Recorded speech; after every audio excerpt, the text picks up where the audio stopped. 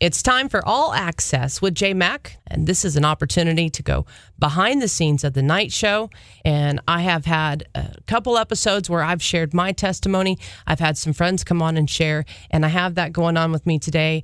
My friend Jessica Williams is here, and she has agreed to share a very powerful, miraculous story about her and her daughter, and I'm just so very grateful to be able to have her here today. So welcome, my friend Jessica. Jessica, glad that you're here on All Access with us today. Let's just dive right in. Just tell me a little bit about yourself, first of all. I'm from Georgia. I moved here in 2006. I'm an insurance agent. I have 3 kids, Jordan, Emily, and Grayson. They're 28, 23, and 16. Oh, goodness. Yes. So proud mama.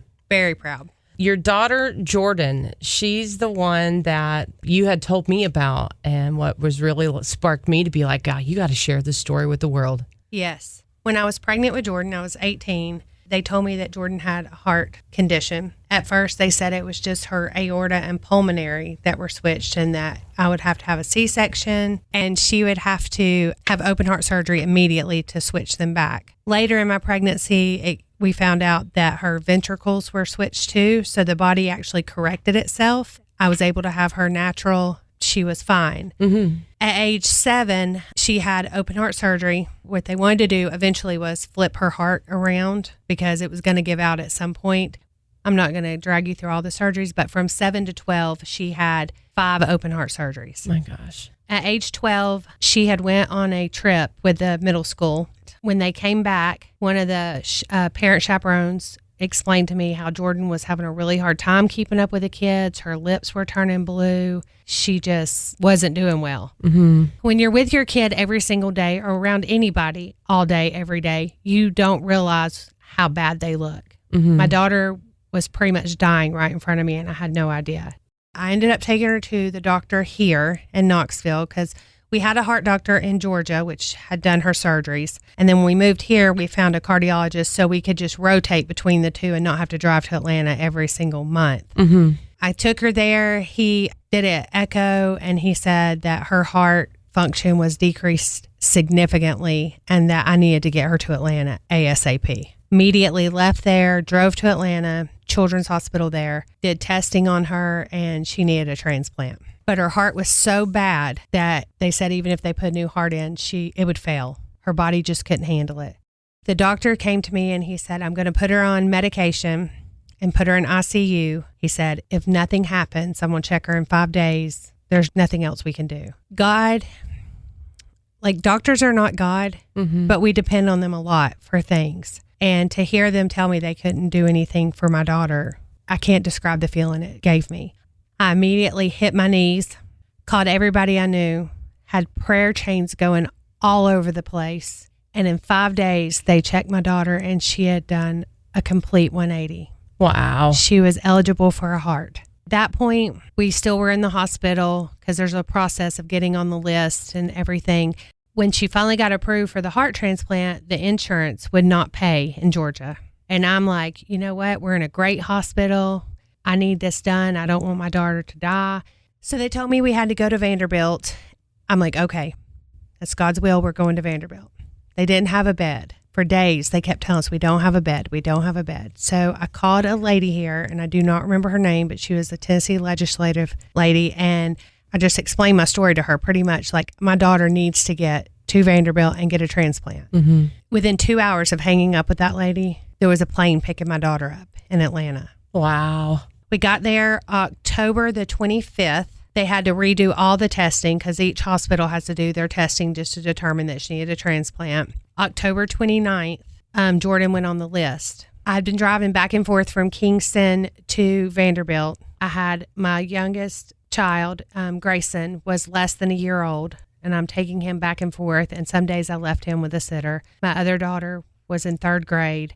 So it was a lot on me trying to balance everything. So I left my son with a babysitter, and I went to pick him up after leaving Jordan. I told Jordan, I said, I love you, baby, but I need to go home and get some rest. I need to pick up your brother. She's like, I'm fine, Mom. She's such a trooper. So I go to pick him up, and the lady that was watching him asked me if I heard about the accident in Oak Ridge. And I was like, no, I've been in Vanderbilt. She said a little girl who is 12 years old, was riding her bicycle home from school. Her bicycle had went off the curb and a bus full of children ran over her head. Never once did I think about my daughter. I was just like, those parents, I can't even imagine how horrible that would be. And I took my son home, did my normal cooked dinner and everything. And at 1 o'clock in the morning, Jordan calls me. And it was the sweetest words I've ever heard in my life. She said, "Mama, they have me a heart." And hit my knees again. Thank you, God. I packed up all my stuff. I jumped in the car and I headed to Vanderbilt. The next morning, there was an article that came out in the Oak Ridger that the little girl who had got hit by the bus, all her organs, she donated and saved 5 people's lives. It said that the heart went to a child at Vanderbilt. I immediately knew that was my daughter. We were the only ones waiting on a heart at Vanderbilt. Wow. I reached out to the newspaper and talked to Beverly Majors. She was the lady who wrote the article. And I asked her if she could get in touch with the family, because how do you thank somebody for saving your kid's life? Yeah. So I was able to talk to the family. We went to the funeral. And then the day that Jordan had surgery, the whole family sent my daughter 26 white roses. Oh, you're making me cry again. And the reason it was 26 white roses is Ashley's birthday was December 26th. Oh. But one thing about this story is when I went to the funeral and I met Ashley's family, her grandmother came up to me and she said, "Do you know 2 weeks ago, Ashley came to me and said she wanted to be an organ donor, and she started wearing the Donate to Life shirt." That's so wild. It's God. There's no other explanation. Yeah. I became very good friends with the family. The mother actually got to come to Jordan's graduation. Mm-hmm. She came when Jordan turned 16. It was like she was getting to live vicariously through my daughter. Yeah. For her daughter. The girls are the same age. They were both in 7th grade. Ashley's December and Jordan's March. I learned a lot about faith and a lot about God's timing, not my timing. Right. I mean, without God, I don't even know how I could have made it through. When something like this happens and you see the miracles and the things that only God can do, it makes you think about your faith. This was a bittersweet story, and I hate that what happened to Ashley happened, but I was very thankful that my daughter's life was saved.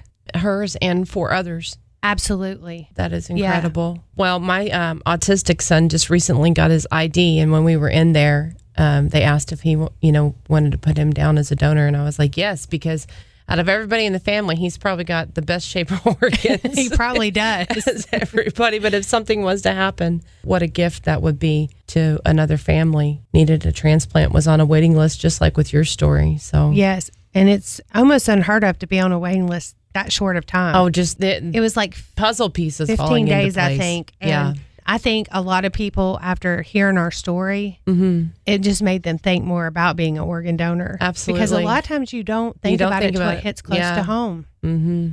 But I will say this, because I hear people all the time say, "I'm scared to be an organ donor because if I get in a car wreck and they notice I'm an organ donor, they're not going to save me." There is a lot that goes into being an organ donor.